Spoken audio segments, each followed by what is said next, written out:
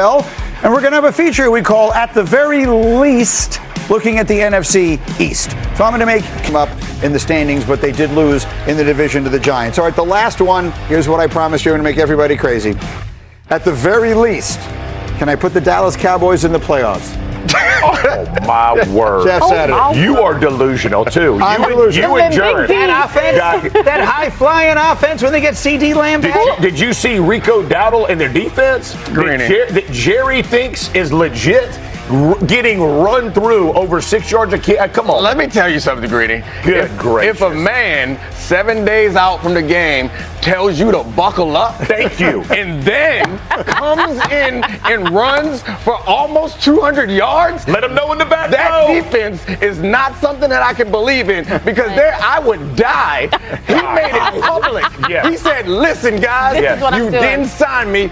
Buckle up." Yes. You gonna tell me to buckle up? Thank you. And then come to my house? Well, it wasn't the house, but they come in Carolina. and then actually execute on that? I'm gonna tell you right now. That's ridiculous. I would have put 12 guys on the field and accepted penalties before I'm letting that dude do that to me after he told me what he was going to do. We about to set Bryce Young up to have a career day. Because what you're not going to do is tell me to buckle damn up and then go for almost 200 yards on me. That's not. Meek is preaching. It's basic defensive stuff. Yeah. Or just like personal pride. Yeah. You might win, but you're going to win that through ain't the air. the guy. That ain't going to be the guy. Ted McMillan going to have 235 and 3 tugs because Rico Dowdle is going to have 1 yard maybe. But it's not what happened. Can I say something? Yeah. I think they can still make the playoffs. I do. Let's go! I don't know. I look at it. It's like they get C.D. Lamb back. I'm watching the Eagles fall apart. The Commanders lose another game. They beat the Commanders this week. Suddenly they're right in the mix. You know, the NFC is not a runaway deal. I think the Cowboys can still do something. They put up a lot of points. I do too. Here's the problem. Jerry will clip just the two of you talking. Yeah. And when the trade deadline comes, he's like, yeah, you saw those guys on Get Up? We're good. We good. I don't have to do anything. And then what happens? They still don't have a defense. They're worse than the league at just about every category. But most importantly, there are some things about football that I think I know, and I'll have to burn down my football knowledge foundation if a team that can't stop the run, like not only struggles against the run, is the worst at stopping the run. There are some basic things about football that I feel like will never change. You're gonna need to be able to stop the run. You can't stop the run, you can't win. And here's you can't buckle up. He said buckle up. And then he made us buckle up. And we did not buckle the chin straps. We got pow, pow. But here's what's worse. Buckle up. When you keep saying this team can make the playoffs, you are literally like, hey, Dak, figure it out. Right. Figure it out. They pay him the most money as any quarterback in the league. Yeah, but he also doesn't play 21 other positions. It's Joe Burrow from a year ago. He had them that close. I mean, Joe Burrow, his team was in it to literally on the final Sunday of the season. Because everybody in the league was winning 7 games. Right. That's gonna be. I think, look, here, you know where I'm getting this from? Oh, my gosh. Jerry Jones still believes. My God. Was Jerry yesterday on his/their much maligned defense? Where we're potentially our strongest is pass rush, and we've got the most capable pass rushers that we've had. Just reminded me that we are still in it. The last thing that I'm thinking about is in any way being out of the hunt. So come on, Jeff. Okay. Yeah. Here's the greatest point that Neek just made that Jerry just stepped in. Great. You can rush the passer. You don't get a chance to rush you have to earn the right to rush the passer by doing what? Stopping the run. The run. And when the dude says buckle up, it runs through your mouth. Your pass rushers can't ever tackle nobody because they're getting bludgeoned as they get pushed back. By the way, not even bludgeoned. 6 yards a carry? Yeah. Edgerrin James is in the Hall of Fame. I don't know that we ever got him to average 6 yards a carry. It is insanity. And the man told him before what he's going to do. And you too and Jerry are on the same. I refuse to let us get to talk about anything else. Buckle up. We are going to stay on the fact that the man said buckle up and then ran for 180. Yeah. But you're talking about Edgerrin James. This is Rico Dowdle we're talking about. Okay, so Rico, that you let go of. That's it. If you want to argue against the point Peter and I are making, it's awfully easy to do. Because because the last revenge game they had before the Rico Dowdle one was Eberflus going back to Chicago. And if they were ever going to play a great defensive game, it was going to be them.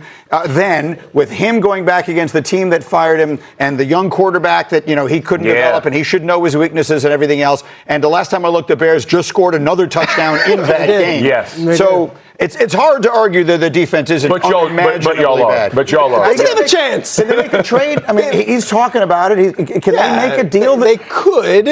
Can they get Micah Parsons I think that's what I was going to say. They had a pretty good defensive player. I think that what they have to do is kind of throw their defensive strategy in the trash, and we have to go high risk. You got to be an aggressive, all-out blitzing team all the time, and either you're going to get bombed on or you're going to create turnovers. The idea that this defense can just play straight up, it doesn't seem like that's going to work. You have to raise your risk profile and challenge another team. Can you go score for score with Dak? We're going to get the ball back to Dak quickly because we're either going to force you to turn the ball over because we blitz you, or you're going to score 6, then get it back to Dak. That's where their money's invested, on a wide receiver, a quarterback, and offensive line. So it's like they know. So the thing is, I get with money invested, understand that, but you can't be this bad on defense. It's another level. That's not about money. Here's the thing: like, we bash Eberflus. Let me just say it. It's not just him. They don't have the dudes. That is a problem. And I understand, to his point, at some point, you throw caution away. We're like, hey, man, whatever we're going to do, let's go do. Win or lose, we're at least going to have fun. We're going to have fun. Let's burn this thing down, but enjoy it, baby. Let's ride it out. I need Buckle up. I need you, Shotty. I need you.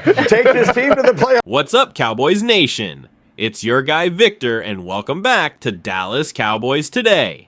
And listen, the trade deadline is coming up fast, and Jerry Jones has made one thing crystal clear. The Dallas Cowboys are open for business. Now, ever since we traded Micah Parsons to the Packers, that one still hurts. This defense hasn't been the same. We're getting gashed. Our pass rush has gone quiet, and if we're being honest, this isn't the kind of defense that wins a Super Bowl. So today, we're talking about 3 trade targets that could help the Cowboys replace Parsons and completely transform this defense before the deadline. Before we dive in, hit that like button, subscribe to the channel, and let me know in the comments. If you were Jerry Jones, which defensive player would you trade for right now? Let's just be real here. The Cowboys' defense has been a mess. Through 6 games, Dallas is allowing almost 31 points per game, ranking near the bottom of the NFL.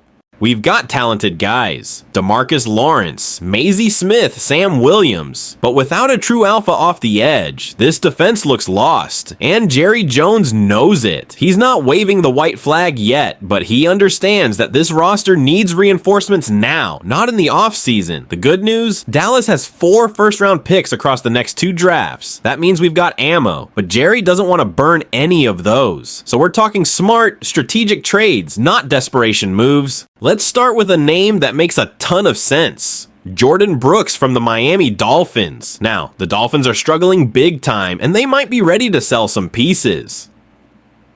Brooks is having a phenomenal season, 66 tackles already through 6 games, and according to PFF, he's missed only 2 tackle attempts. That's insane consistency. Kenneth Murray, he's been a liability for us. Jordan Brooks would immediately give us a legit tackler, someone who can lead that linebacker room, and he's only 26 years old. Plus, he's in the final year of his contract, meaning he'd be an affordable 1-year rental who could help us right now. I know people want the flashy move, but a player like Brooks is exactly the kind of blue-collar addition that turns a defense around. Now, if Dallas wants to swing a little bigger, another Dolphin could be in play, Jalen Phillips. This guy is a former first-round pick with elite athleticism. He's got bend, explosion, and when he's healthy, he's a nightmare for quarterbacks. Injuries have slowed him down, sure, but he's still produced at a high level, like 15.5 sacks over the last 2 seasons and one of the top pressure rates among young pass rushers. Imagine pairing him with DeMarcus Lawrence and Osa Odigizua on 3rd down. That's a scary front. And listen, Miami's season is spiraling. They might be looking to offload talent for draft capital. Phillips might be available at a discount, and that's exactly the kind of calculated risk I think Jerry would love. Alright, now for a realistic option that I think Cowboys Nation should really keep an eye on. Carl Granderson from the New Orleans Saints. No, he's not Trey Hendrickson. He's not a superstar, but man, he's been ballin' this year. Through 6 games, he's got 4.5 sacks, 2 passes batted down, and he's creating pressure on nearly 12% of his snaps. He's 27, he's in his prime, and the Saints might move him since they're retooling their roster. Granderson wouldn't cost a first rounder, probably not even a high second. He could be that spark plug our D-line desperately needs. Sometimes it's not about the big name, it's about the right fit, and Granderson fits what Dallas is missing. So Cowboys fans, here's where we stand. Jerry says we're open for business, and the trade deadline's right around the corner. If we want to get back into playoff contention, one of these moves, Jordan Brooks, Jalen Phillips, or Carl Granderson, could be the difference between another disappointment and a real Super Bowl run. What do you guys think? Should Dallas go all in and make a move for one of these defenders? Or should we ride it out with what we've got? Drop your takes down below, smash that like, and don't forget to subscribe. We've got breaking news, rumors, and reactions every single day right here on Dallas Cowboys Today. I'm Victor, your fellow Cowboys fan till the end. And remember, this is the year we fight back. Go Cowboys!